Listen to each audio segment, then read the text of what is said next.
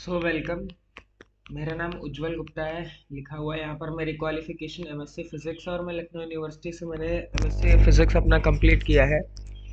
और ये video basically उन बच्चों के लिए जो नीट 2023 का एग्ज़ाम देना चाहते हैं। तो बेसिकली मैं आपको यहाँ पर जो बताने वाला हूँ कि आपके जो नीट का एग्ज़ाम होता है वहाँ पर आपके पास 3 सेक्शंस होते हैं, जिसमें से आपका टोटल एग्ज़ाम जो है वो 720 नंबर का होता है, जो कि 3 सेक्शन में डिवाइड है। आपकी बायोलॉजी 360 नंबर की आती है, केमिस्ट्री ये बायो है, ये आपकी केमिस्ट्री 180 मार्क्स की आती है, और ये जो आपका फिजिक्स है ये आपका भी 180 मार्क्स का आता है।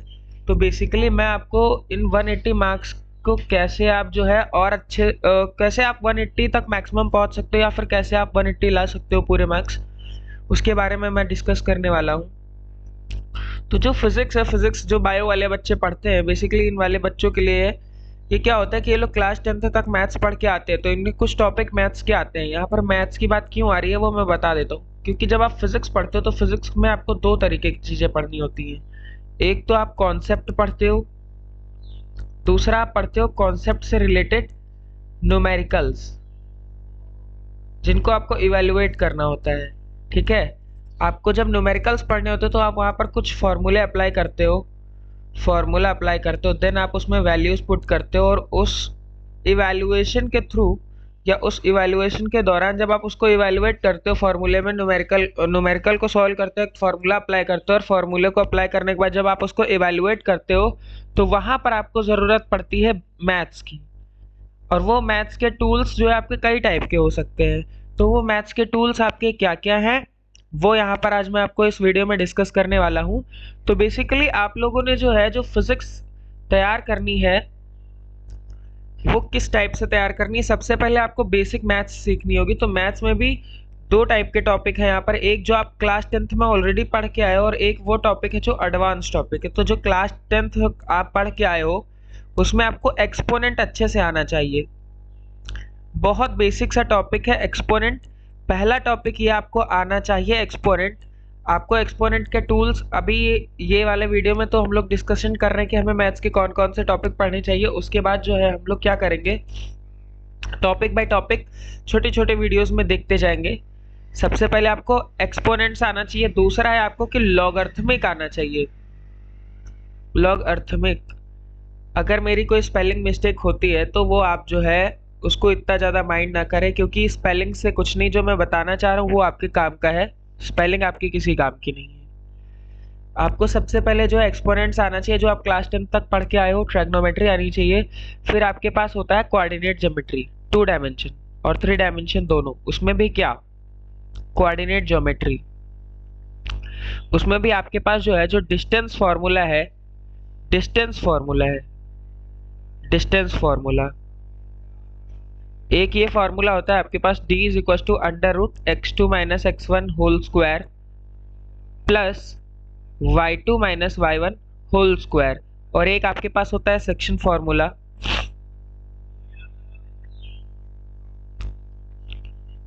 सेक्शन फार्मूला भी आपको आना चाहिए। आपने पढ़ा होगा इस तरीके से कि जब आपको कोऑर्डिनेट निकालना होता है तो आप निकालते ये फार्मूला यूज करते हो, m2 x1 plus m1 x2 over m1 plus m2। इसी तरीके से आपका एक y कोऑर्डिनेट भी होता है, y इज इक्वल टू होता है m2 y1 plus m1 y2 upon m1 plus m2।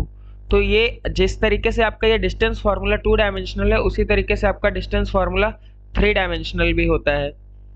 इसके बाद आपका जो 4th टॉपिक है वो आपके पास होना चाहिए ट्रिग्नोमेट्री।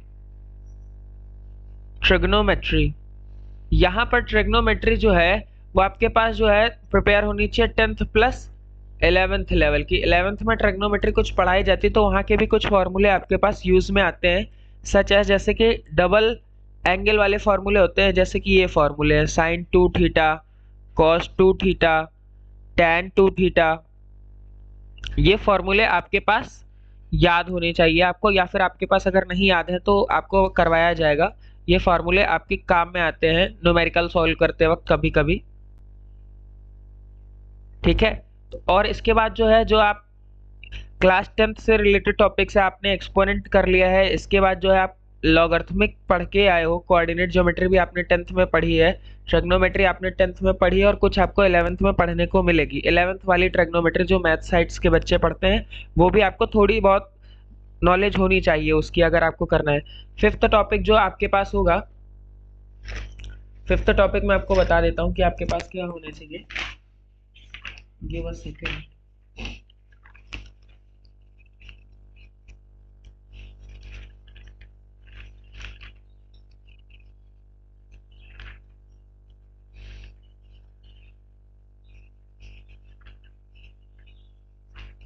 जी हाँ, जो आपका 5th टॉपिक है वो आपका ट्रायंगल से रिलेटेड है।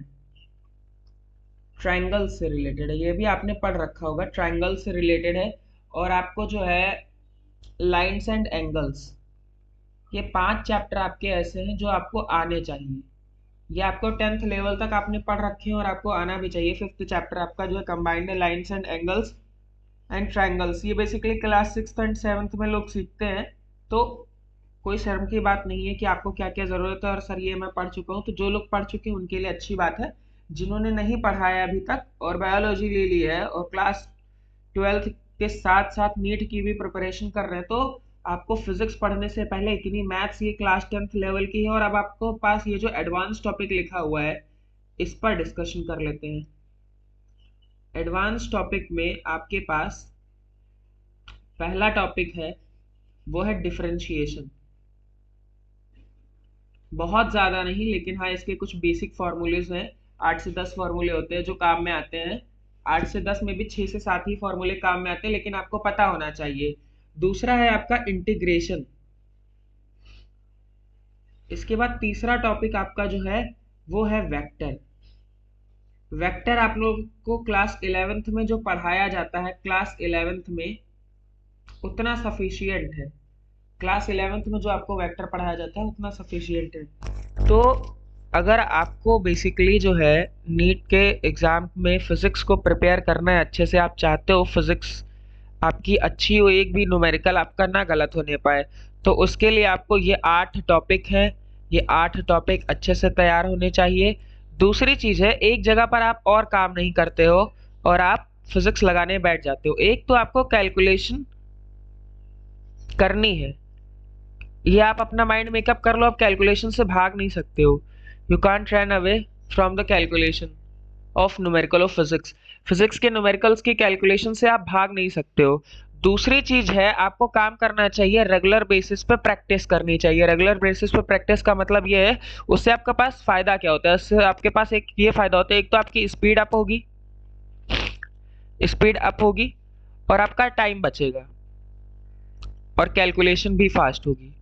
टाइम बचेगा, दूसरा कैलकुलेशन फास्ट होगी, तो उस क्योंकि आपको 3 घंटे 20 मिनट में ही आपका एग्जाम कंप्लीट करना होता है जो नीट का होता है, तो कैलकुलेशन फास्ट होनी आपकी बहुत ज़रूरी है।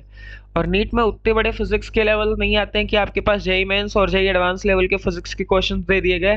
क्वेश्चंस जो आते हैं वो बेसिक कॉन्सेप्ट्स पे होते हैं और उन कॉन्सेप्ट्स को समझने की ज़रूरत है। तो ये जितने भी टॉपिक मैंने आपको बताए हैं ये आपके लिए नीट 2023 के पॉइंट ऑफ व्यू से बहुत ज़्यादा इंपॉर्टेंट होने वाले हैं। और ये जो 8 के 8 टॉपिक लिखे हुए हैं, ये वीडियो वाइज ये 10 से 12 या 12 से 18 वीडियो की रेंज रहेगी, जिसमें आपको ये 20-20 मिनट के वीडियोस मिलेंगे, जो कि आप जो है आराम से देखकर उससे रिलेटेड कुछ क्वेश्चंस रहेंगे। 8 से 10 क्वेश्चन मैं कराऊंगा, 8 से 10 क्वेश्चन आप करोगे। तो आप जो भी चैनल या जो भी प्लेटफॉर्म फॉलो कर रहे हो वो आप करते रहो, लेकिन अगर आपको साथ साथ सीखने की ज़रूरत है और बेसिक से सीखने की ज़रूरत है तो वो आपको इस चैनल पे मिलेगा। Thank you.